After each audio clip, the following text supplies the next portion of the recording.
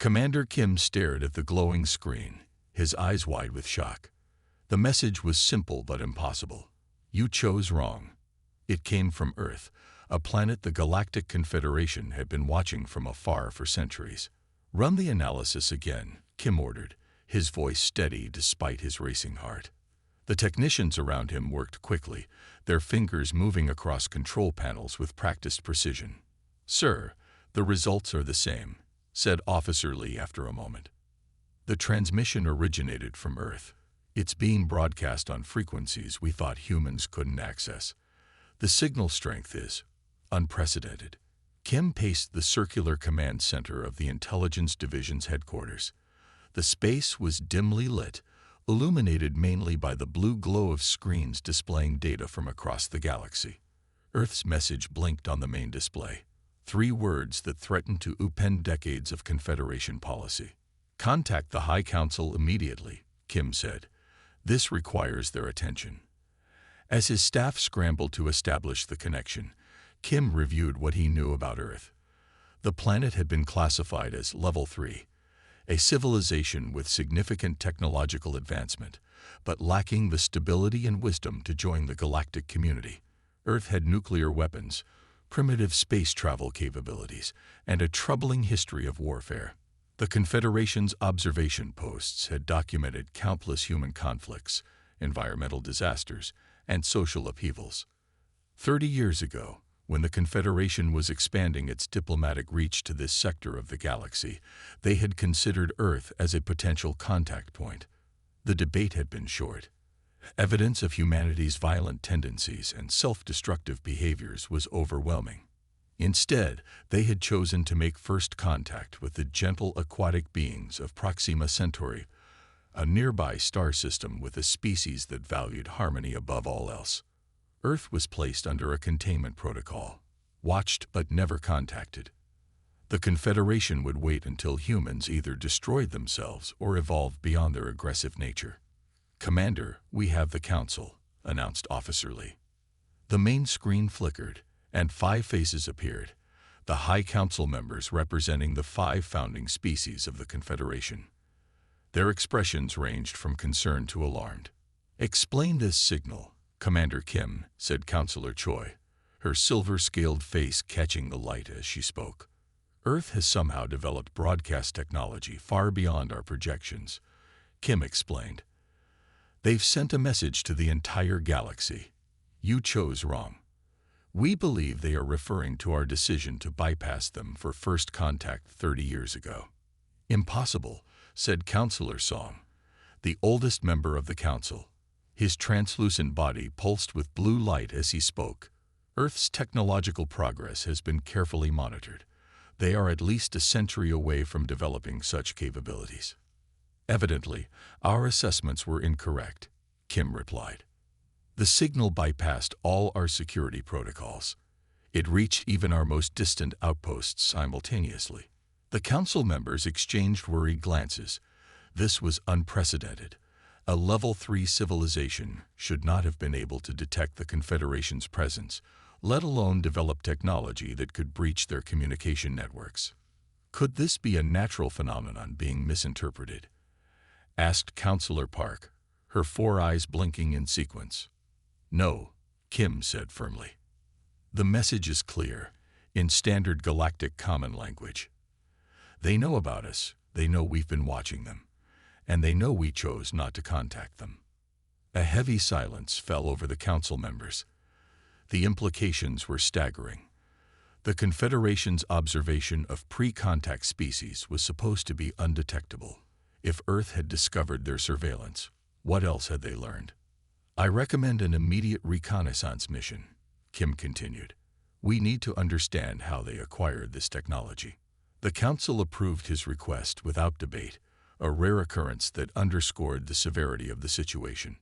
Within hours, Kim had assembled a team of the Confederation's best scouts and scientists. They boarded the stealth vessel Whisper, designed to approach even the most advanced worlds without detection.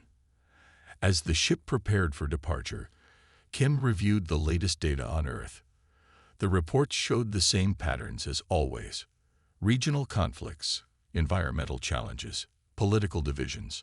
Nothing in the standard observations indicated a technological leap that could explain the transmission. "Commander," said Captain Min, the Whisper's pilot, "all systems are ready. We can depart whenever you give the order." Kim nodded. "Begin launch sequence." The Whisper lifted silently from the docking bay, its engines emitting no visible light or radiation. Within moments, they entered faster than light travel, the stars stretching into lines around them. In the ship's conference room, Kim briefed his team of 6 specialists. "Earth has been under observation for 457 standard years," he explained, projecting a holographic image of the blue planet. "In that time, they've advanced from primitive steam technology to basic space exploration. Their development has been rapid but unstable." Dr. June, the team's anthropologist, raised her hand. "Commander, I've reviewed the historical data. Earth's technological growth has always been accelerated during periods of conflict. Could they have detected us and perceived a threat?" Kim considered this. Possibly. But our observation protocols have never been breached before, not even by civilizations far more advanced than Earth. "There's something else," added Officer Ba, the communications specialist. "The signal used quantum entanglement principles that even our most advanced systems struggle with. Earth shouldn't have this knowledge for at least another 500 years, according to our projections." The team fell silent, contemplating the implications. Either the Confederation's understanding of human capabilities was fundamentally flawed, or something extraordinary had happened on Earth. As the Whisper approached Earth's solar system, they activated their most sophisticated cloaking technologies. They would observe from a distance first, gathering data before deciding on their next steps. "Coming out of faster-than-light travel now," announced Captain Min. "Solar system entry in 3, 2, 1. The view screen showed Earth's sun, with its planets orbiting in familiar patterns. Everything seemed normal until they focused their sensors on Earth itself. "Commander," called the sensor operator, her voice tight with alarm. "You need to see this." Kim moved to her station and looked at the readings. The data couldn't be right. He ordered a system diagnostic. "The systems are functioning correctly," reported the technician. "These readings are accurate." Earth's orbit was filled with structures that shouldn't exist: massive energy collectors, defense platforms, and what appeared to be shipyards. None of these had been visible to the Confederation's observation satellites that constantly monitored the planet. "How is this possible?" Kim whispered, more to himself than to his crew. The answer came moments later when their sensors detected an approaching vessel, an Earth vessel, moving at speeds that matched the Whisper's own capabilities. A communication request flashed on their screens. Against all protocols, Captain Min looked to Kim for guidance. "Accept it," Kim ordered. The Confederation's first contact with Earth was happening now, whether they were prepared or not.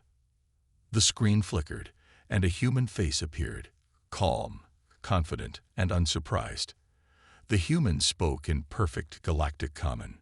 "Commander Kim of the Galactic Confederation Intelligence Division. We've been expecting you. You should know that your stealth technology is quite advanced, but we detected your approach the moment you entered our solar system." Kim's mind raced. The human knew his name, his position. "How is this possible?" "Your civilization is not what you thought it was," the human replied with a slight smile. "You classified us as level 3, primitive and unstable. You chose to isolate us rather than help us. That was your mistake." The human's expression hardened. "You chose wrong." As the implications sank in, Kim realized that the Confederation's carefully ordered understanding of the galaxy had just been shattered. Earth wasn't just sending a message, it was issuing a challenge. The Whisper drifted silently through Earth's orbit, its cloaking systems operating at maximum capacity.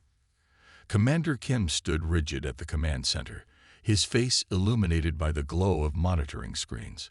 What he saw outside the ship windows left him speechless. "This is impossible," whispered Officer Ba beside him. Earth's orbit bustled with activity that shouldn't exist. Massive space stations floated gracefully around the planet. Satellites much more advanced than anything the Confederation had seen in this sector moved in precise formations. Energy collectors larger than small moons harvested solar radiation with perfect efficiency. Our reports said they barely had primitive space stations, said Dr. June, checking her data pad against the reality before them. The last update showed they had just begun establishing a permanent base on their moon. Kim zoomed in on one of the structures. It was clearly a shipyard, with vessels under construction that appeared sleek and formidable. "Full sensor sweep," Kim ordered. "I want to know everything about these structures." The crew worked quickly, but after several minutes, the sensor chief looked up with confusion. "Sir, our scans can't penetrate their outer hulls. They're using some kind of material we've never encountered before." Kim frowned. "That's not possible. Our sensors can analyze any known material in the galaxy. Not this one, sir."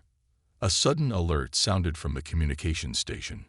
Officer Ba looked up with alarm. "Commander, they're hailing us." "Again. How?" "Our cloaking technology." "They can see us, sir. Somehow, they can see us." Kim swallowed hard. "Put them through."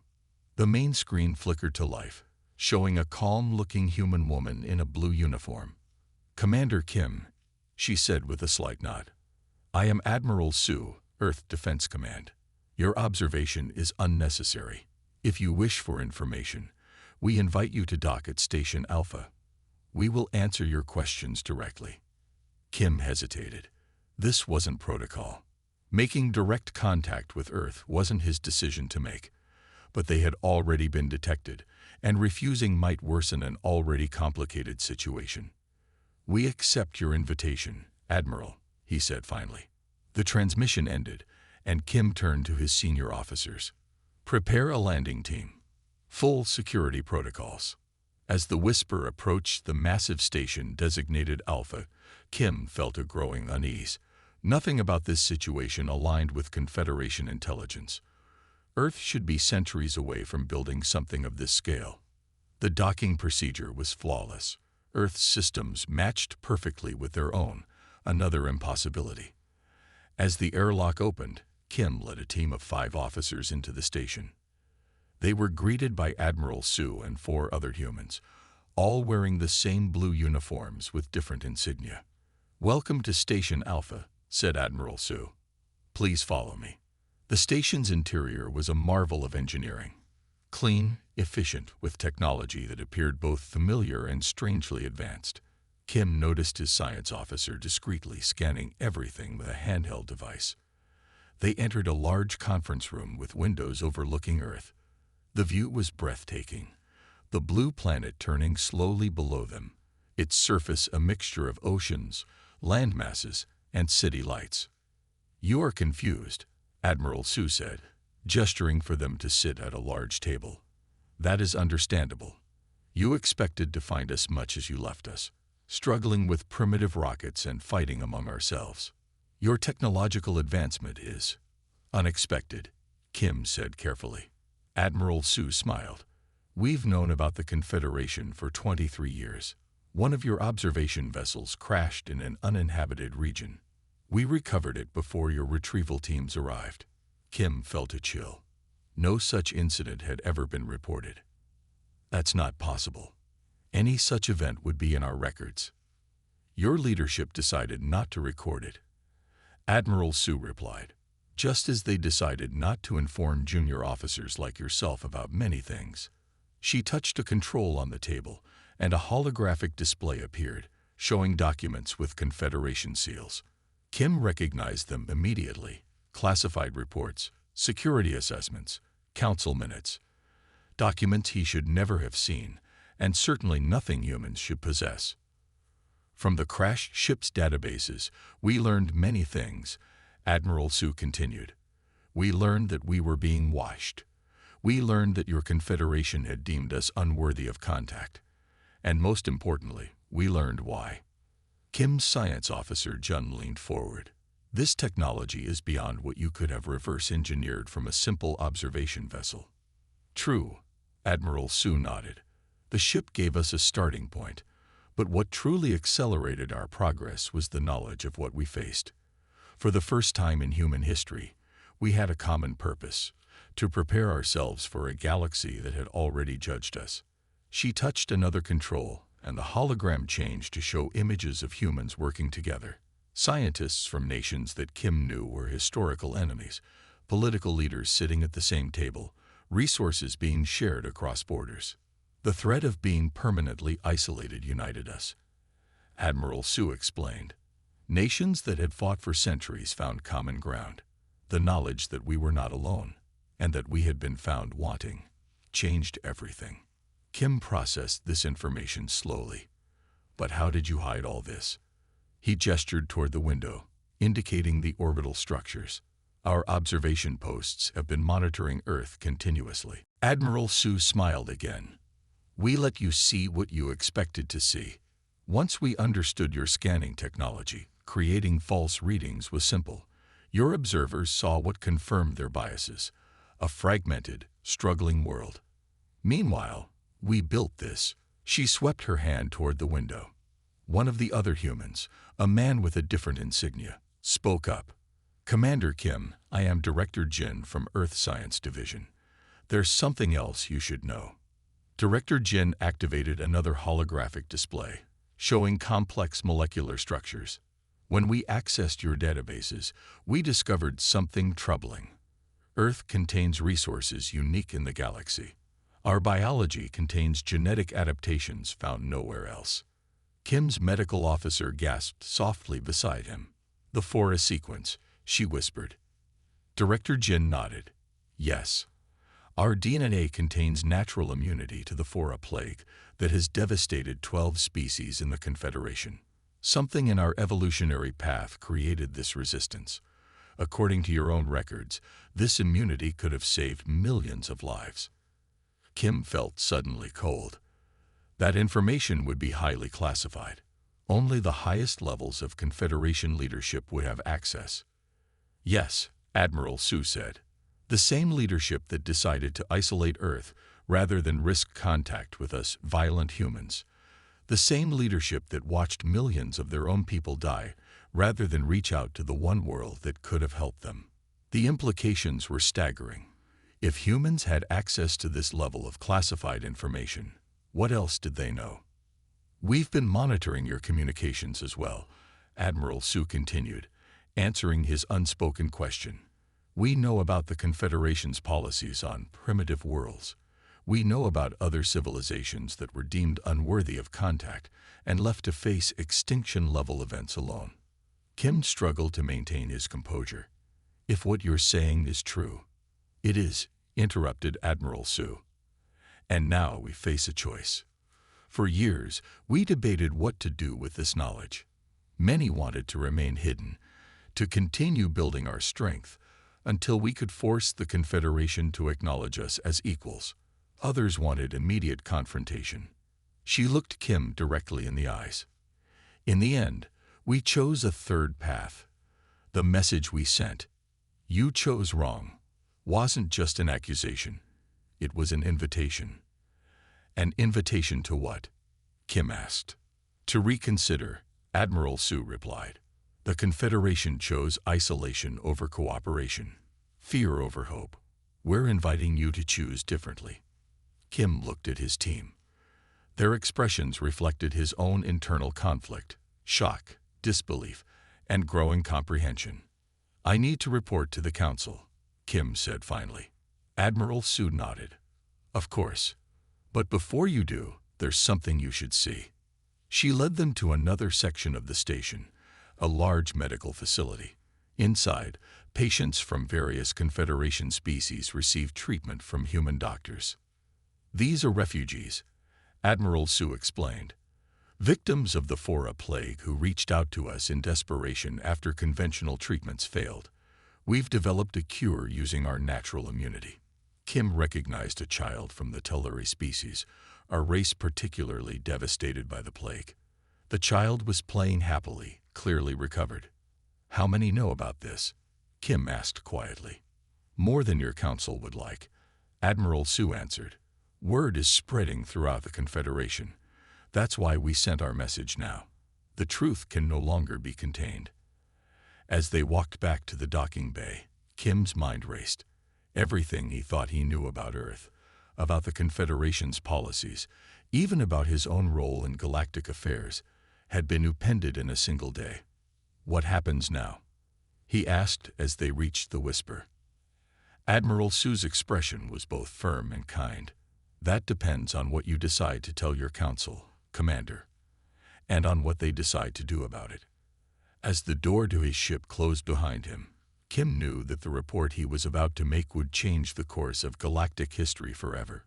Earth wasn't just speaking to the Confederation, it was challenging the very foundations on which it was built. The message, "You chose wrong," echoed through every Confederation communication system for the third straight day. Attempts to block it had failed. The mysterious signal from Earth could not be silenced. In the Grand Chamber of the Confederation Council, 200 representatives from across the galaxy gathered in an emergency session. The massive room, with its high ceilings and ancient symbols of unity carved into stone walls, had never been so tense. Commander Kim stood before them, finishing his report about what he had witnessed in Earth's orbit. His voice echoed in the suddenly silent chamber. "The humans have technology that matches or exceeds our own in many areas," he concluded, "and they possess information that should have been impossible for them to access." Murmurs spread through the chamber. Councillor Song pounded his gavel for order. "This is unacceptable," declared Councillor Choi, her scales flashing with anger. "A Level 3 civilization should not have detected our presence, let alone develop such capabilities." Ambassador Park, newly appointed to handle the Earth situation, rose from her seat. She was tall and graceful, with the silver-tinted skin common to her species. "The evidence suggests two possibilities," she said calmly. "Either our classification of Earth was fundamentally flawed, or something has interfered with their natural development. The humans claim they recovered one of our observation vessels," Commander Kim added. "They say they accessed our databases." More murmurs, louder this time. "Impossible," said Councillor Song. "Our security protocols may not be as robust as we believed," Ambassador Park interrupted. "We must face facts. The humans know about us. They know we chose to isolate them, and they have made their displeasure known to the entire galaxy." The council debated for hours. Some advocated for immediate military action to neutralize the human threat. Others suggested a complete withdrawal from Earth's sector, abandoning the observation posts entirely. Ambassador Park listened patiently, then stood again. "I propose a third option," she said. "Direct diplomatic contact. I will lead a mission to Earth and speak with their leaders face to face." "Too dangerous," objected Councillor Choi. "If their technology is as advanced as Commander Kim reports, then they could have attacked us already," Ambassador Park pointed out. "They haven't. They sent a message instead. We should answer it." After more debate, the council approved her plan, but with a condition. Ambassador Park's diplomatic vessel would be accompanied by 3 of the Confederation's most powerful warships, just in case.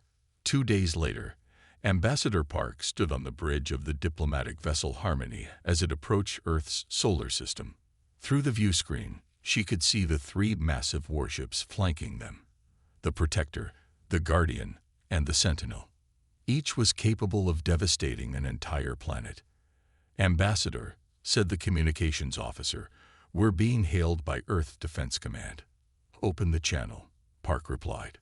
The screen showed a human man in a dark uniform, with gold markings on the shoulders. "This is Admiral Han of Earth Defense Command," he said. "You are entering protected space with warships. State your intentions immediately." Ambassador Park stepped forward. "I am Ambassador Park of the Galactic Confederation. I come seeking peaceful dialogue regarding recent events." Admiral Han's expression remained neutral. "Your warships suggest otherwise, Ambassador." "A precaution only," she assured him. "We mean no harm." "Then you won't object to keeping your fleet at the edge of our solar system," Han replied. "Your diplomatic vessel alone may approach Earth." Ambassador Park hesitated. The Council had ordered the warships to stay with her for protection, but refusing Han's terms would likely end any chance of diplomatic progress. Agreed, she said finally. Where shall we meet? Neutral ground, Han answered. We have a station orbiting our moon. Coordinates are being transmitted now. As the Harmony separated from its escort and continued toward Earth, Ambassador Park prepared for the meeting. She studied everything the Confederation knew about humans, trying to understand their psychology, their values, their motivations. The station orbiting Earth's moon was smaller than she expected, but impressively constructed. The Harmony docked without incident, and Park led a small delegation of 5 advisors into the station. They were escorted to a conference room with a large window overlooking the cratered surface of the moon. Earth hung in the distance, a beautiful blue sphere. Admiral Han entered with 2 other humans. His uniform was impeccable, his posture straight and confident. Ambassador Park, he said with a slight bow. Welcome to Luna Station. Thank you for agreeing to this meeting, Admiral, she replied. They sat at a round table, deliberately designed so no one position seemed more important than others. Your message has been received throughout the galaxy, Ambassador Park began. Your technological achievements are impressive, yet unexpected, Han added, because you underestimated us. We classified Earth based on observable data, Park explained. Your technological level, your political structures, your social development. You watched us like animals in a zoo, Han interrupted, his voice still calm but carrying an edge now. You studied our wars, our diseases, our climate disasters, and chose to let us face extinction rather than offer assistance. While your scientists cataloged our species like specimens, we were fighting to survive. Ambassador Park maintained her diplomatic composure. Your species' violent history was exactly why we needed guidance, Han interrupted again. Instead, you chose wrong. You abandoned us to our fate. So we saved ourselves. Park's advisors shifted uncomfortably in their seats. This was not how diplomatic meetings typically progressed in the Confederation. Admiral Han, Park tried again. The Confederation's non-interference policy exists for good reasons. History has shown that premature contact with developing civilizations often leads to cultural collapse or dependency. Han placed his hands flat on the table.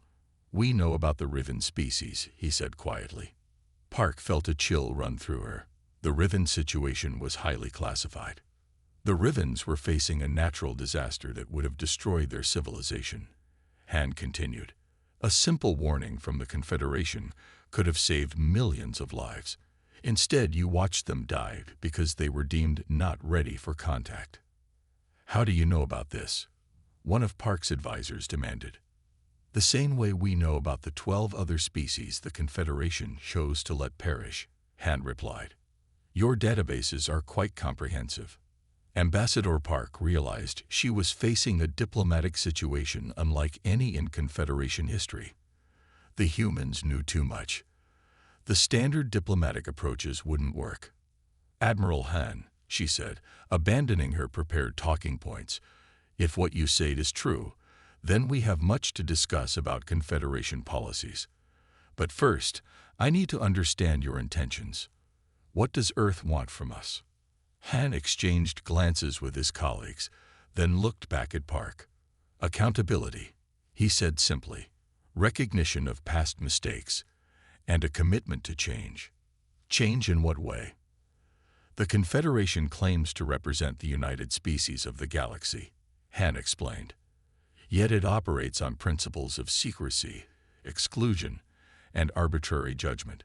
We want an open confederation, one that helps developing worlds rather than merely observing them, one that shares knowledge rather than hoarding it. Ambassador Park was silent for a moment. What Han proposed would fundamentally transform the Confederation's most basic principles. It would append thousands of years of established protocol. Such changes would require consensus among all member worlds, she said finally. The Council would never. The Council's authority is already being questioned, Han interrupted. Your secrecy is failing, Ambassador. We aren't the only ones who have received information from your databases. As if on cue, an aide entered and handed Han a datapad. He glanced at it, then slid it across the table to Park. On the screen was a news report from a Confederation world. Protesters filled the streets, carrying signs with Earth's message. You chose wrong. This is happening on 17 worlds right now, Han said quietly. The truth is spreading. Ambassador Park looked up from the pad, meeting Han's steady gaze. Admiral, she said, what exactly do you want me to tell the Council? Tell them it's time for a choice, Han replied. They can fight a losing battle to maintain the old order, or they can work with us to build something better. Tell them Earth is ready to join the galactic community, but only as equals, not as subjects to be studied. Park considered his words carefully. In her long diplomatic career, she had never faced such a direct challenge. But she also recognized the opportunity it presented. I will convey your message, she said finally, but I cannot promise how the Council will respond. Admiral Han nodded. We understand, but remind them of this. The message we sent could have been a weapon instead of words. We chose communication over conflict. We hope the Confederation will make a similar choice. As Ambassador Park returned to her ship, she gazed out at Earth one last time. The planet that had been dismissed as primitive had just changed the course of galactic politics forever.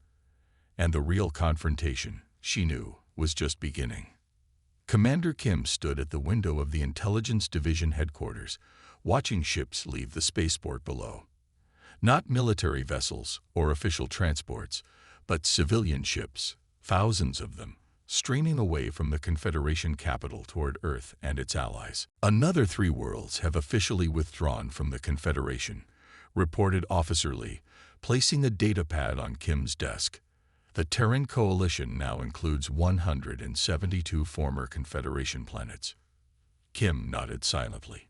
In just 30 days, the galactic order that had stood for thousands of years was falling apart.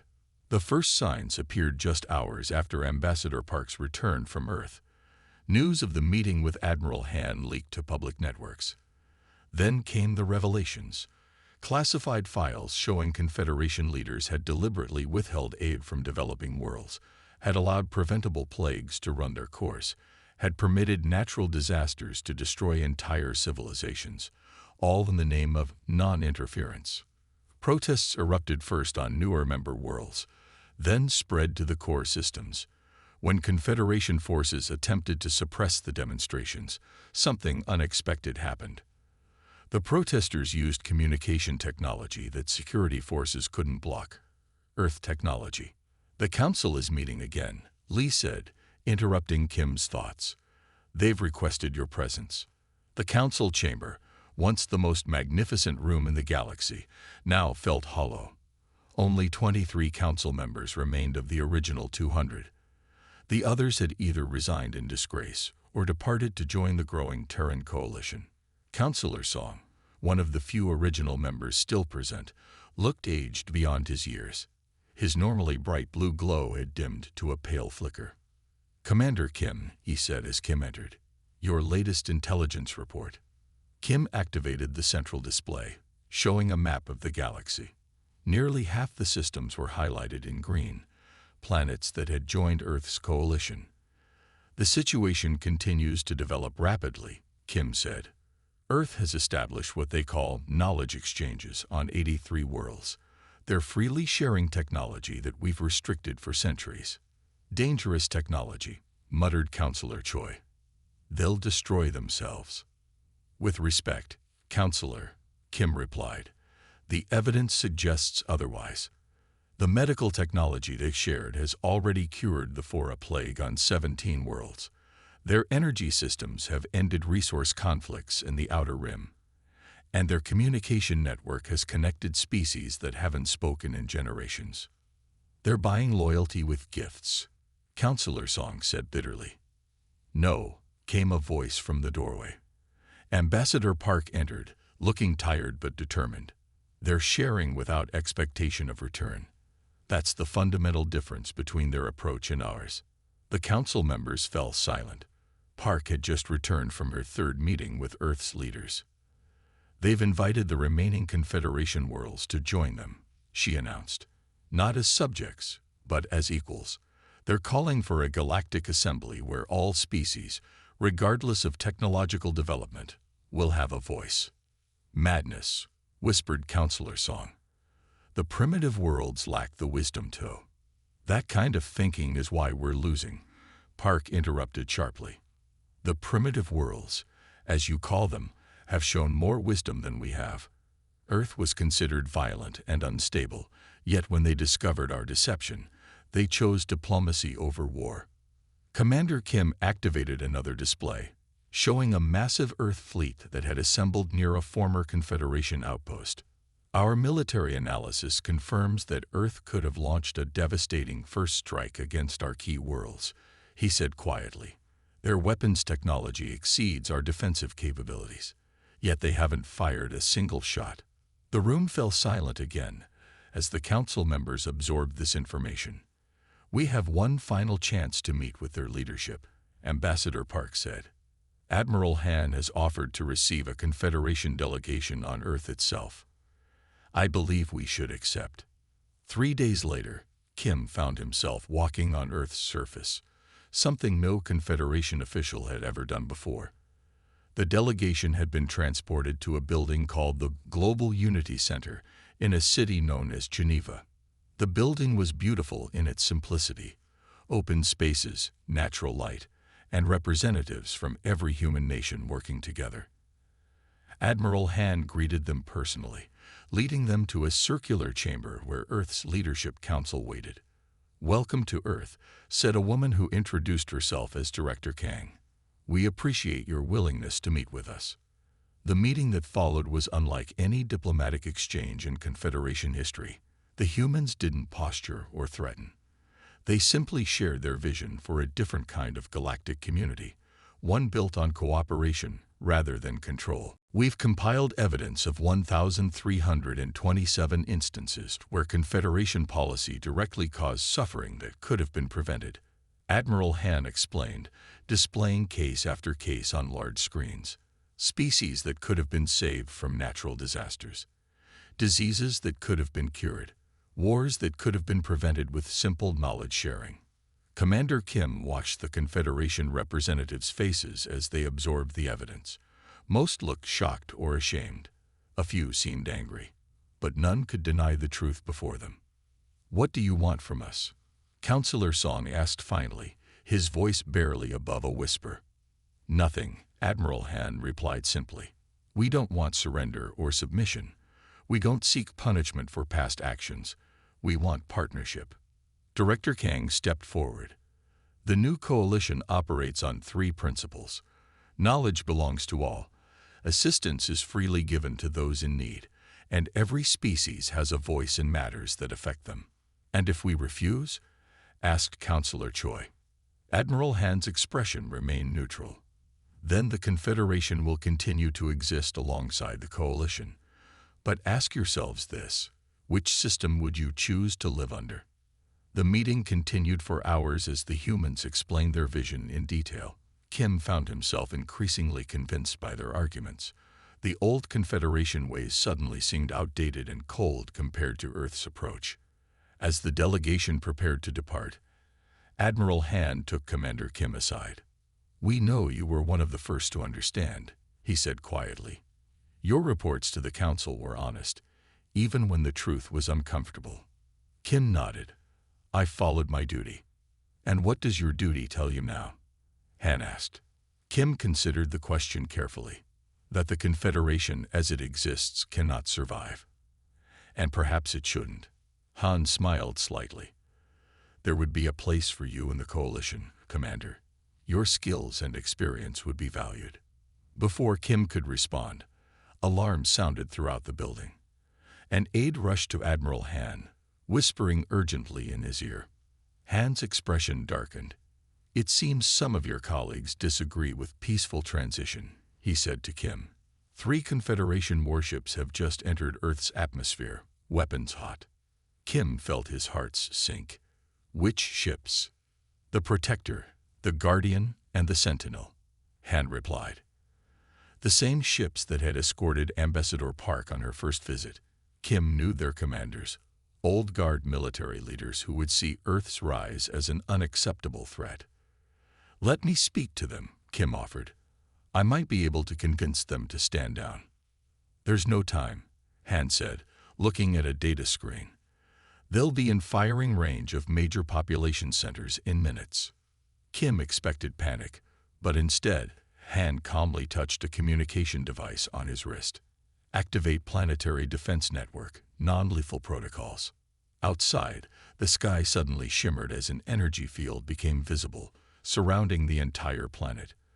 On the display screens around them, Kim watched as the 3 Confederation warships, the most powerful weapons in the galaxy, simply stopped moving. Their engines still burned, but they made no progress. Then, one by one, their systems went dark. "What did you do to them?" gasped Counselor Choi. "Selective energy dampening," Han explained. "Their crews are unharmed, but their ships are disabled." Director Kang turned to the Confederation delegation. "We could have destroyed them," she said quietly. "We have the capability. But that would make us what you feared we were: violent, aggressive, destructive. Instead, we chose differently." The message was clear. Earth could have crushed the Confederation at any time, but had chosen peace instead. That evening, as the remaining council members debated their response, a final transmission from Earth reached every communication device in Confederation space. "You chose isolation and control. We choose connection and freedom. The galaxy deserves better than your fear. You chose wrong. We're choosing differently. Join us in building something better." Within a week, the last Confederation worlds voted to join the new coalition. The 1,000-year-old galactic order was gone. 6 months later, Commander Kim stood in a different chamber, the Great Assembly of the Galactic Coalition. Representatives from over 500 worlds filled the room, many from species that had never before had a voice in galactic affairs. At the center podium stood Director Kang and Admiral Han, but they were not alone. Leaders from dozens of worlds stood with them, forming the new Coalition Council. "Today marks the beginning of a new era," Director Kang announced. "No longer will any world be deemed too primitive for contact. No longer will knowledge be hoarded by the few. No longer will species face extinction, while others watch from a distance." Kim looked around the chamber, seeing hope on faces from 1,000 different worlds. Earth, the planet once deemed too violent and unpredictable for contact, had transformed the galaxy not through force, but through a simple, powerful idea: that cooperation was stronger than control. As the assembly erupted in cheers, Kim reflected on the irony. The Confederation had feared human aggression, but in the end, it was human compassion that had conquered the stars.